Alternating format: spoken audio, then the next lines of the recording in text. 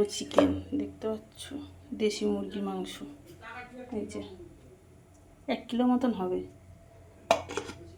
কড়াই তেল দিয়ে দিয়েছি, এবার গোটা গরম মশলা, শুকনো লঙ্কা, তেজপাতা দেবো।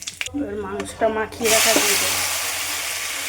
এবার আলুগুলো দিয়ে দেবো, আলুগুলো ভাজলাম না, কাঁচাই দেবো, দেশি মুরগি তো সিদ্ধ হয়ে যাবে। চাপা দিয়ে দিয়ে মাংসগুলো সিদ্ধ করে নেবো, দেশি মুরগি তো, তোমরাও রান্না করবে এরকমভাবে। সব মশলা মাখিয়ে নেবে, একটু তেল দেবে, একটু ফোড়ন দেবে, দিয়ে মাংসটা তুলে দেবে। সব মশলা মাখালে মাংসটা মাখিয়ে রাখবে 5 মিনিট, ভালো হয়।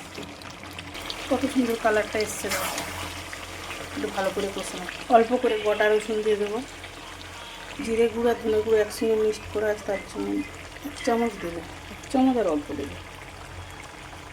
মাংস থেকে তেল ছেড়ে গেছে, এবার জল নেবে, দেখতে পাচ্ছ কালারটা কত সুন্দর এসছে। পরিমাণ মতন জল দিয়ে দিয়েছি। দেশি মুরগির মাংসটা একটু পাতলা পাতলা হলে খুব ভালো হয়। চাপা দিয়ে দেবো, গরম মশলা দিয়ে দেবো, একটু পাতলা পাতলা ঝোল করবো, দেশি মুরগির মাংসের ঝোল।